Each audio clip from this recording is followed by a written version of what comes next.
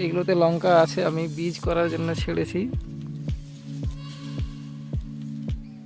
এগুলো সব বীজ করবো, তার জন্য ছাড়া হয়েছে। যেগুলো গাছে ছাড়া হয়ে গেছে বীজ করার জন্য।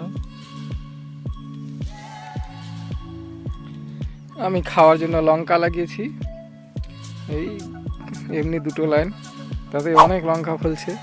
মোদি কেয়ারের জিনিস স্প্রে করছি এবং ব্যবহার করছি, তো ফলনটা খুব ভালো হচ্ছে এবং খরচটা কম।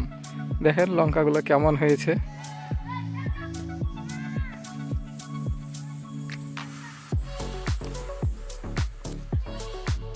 এগুলোতে লঙ্কা আছে, আমি বীজ করার জন্য ছেড়েছি। এগুলো সব বীজ করবো, তার জন্য ছাড়া হয়েছে। যেগুলো গাছে ছাড়া হয়ে গেছে বীজ করার জন্য। দেখেন 2টা লাইন আছে, বেশি নাই।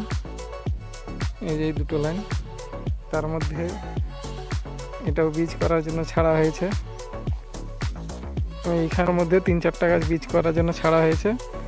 এতটা ভাঙার পরে এই যে বালতিতে আছে এতটা হলো এবং এতটা ভাঙতে আছেই। এগুলো সব বেশিরভাগ বীজ করার জন্য ছাড়া হয়েছে। দেখেন এই 2টো লাইন লাগানো হয়েছে, খুব ভালো ফলছে এবং ফলনটা খুব ভালো।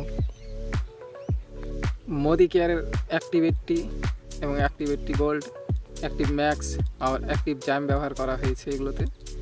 আর একবার বিষ স্প্রে করা হয়েছে পোকার জন্য। বাস এইগুলো জিনিস দিয়েই সম্পূর্ণ ফসল করা যায়।